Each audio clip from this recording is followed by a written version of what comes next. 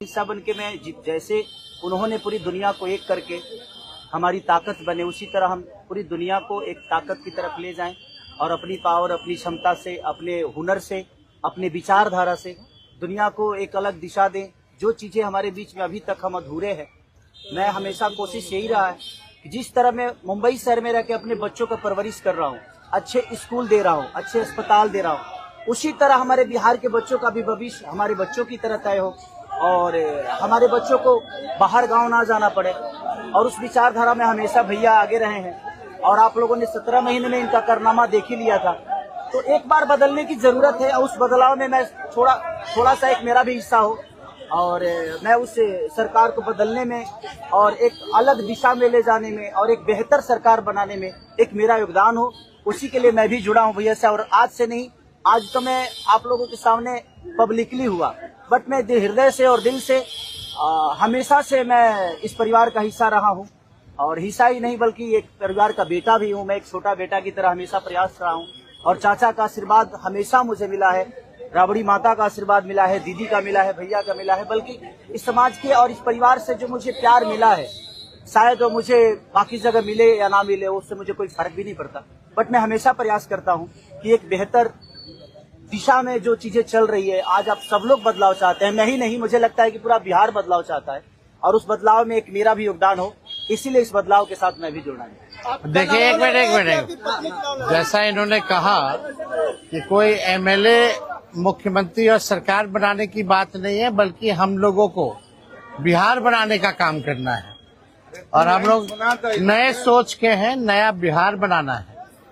पढ़ाई, दवाई, कमाई, सिंचाई, सुनवाई और कार्रवाई वाली सरकार हो। एक ऐसा बिहार बनाए जो पलायन मुक्त हो, बेरोजगारी जो है जड़ से समाप्त हो, महंगाई गरीबी खत्म हो, कारखाने लगे, निवेश आए, उद्योग आए, शिक्षा चिकित्सा व्यवस्था जो है बेहतर हो। और मुझे बड़ी खुशी है कि हम सब लोग नौजवान मिलकर के, आप ये भी जानते होंगे, हम भी, हमारी तो लड़ाई रही है कि भाई बेरोजगारी को जड़ से समाप्त किया जाए। 17 महीने 5 लाख नौकरी दिया गया, 3.5 लाख नौकरी प्रक्रियाधीन कराया गया, 4.5 लाख नियोजित शिक्षकों को राजकीय कर्मी का दर्जा दिया गया। अब हम लोगों का एक सपना है कि बिहार से बेरोजगारी खत्म हो और हमने जैसा आप सब लोगों के सामने कहा है कि हमारा संकल्प है, हमारा प्रण है और हमने लोगों से वादा किया है और हमने पहले भी कहा है, तेजस्वी की उम्र कच्ची हो सकती है पर जुबान पक्की है। जो कहा है वो किया है, जो कह रहे हैं वो करेंगे और हम सब लोग मिलकर के नया सरकार तो बनाएंगे ही बनाएंगे।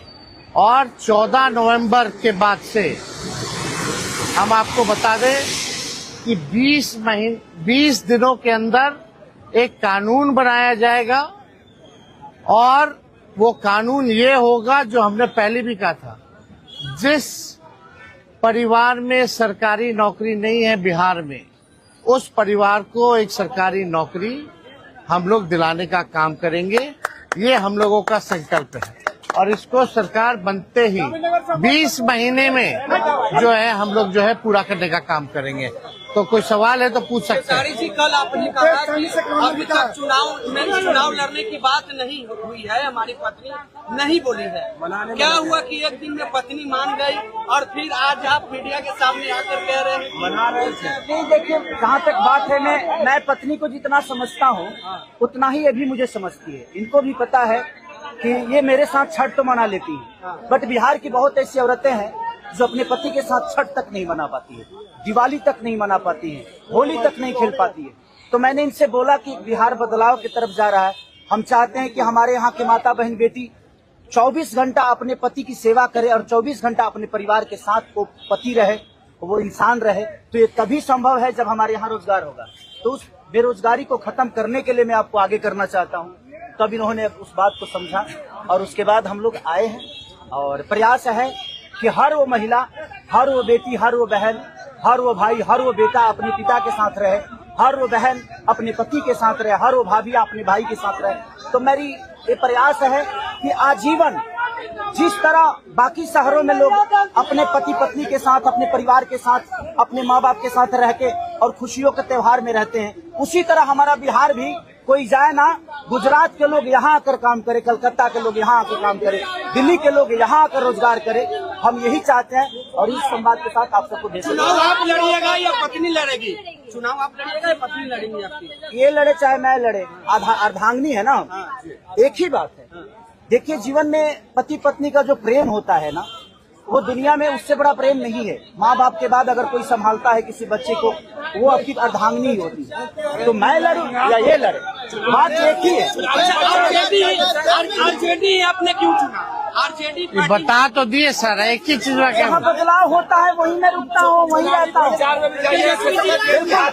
अब शहर में, हर जिला में जाऊंगा मैं। अब हर जिला में चलिए, सदस्यता जो है ज्वाइन करना। चलिए आइए।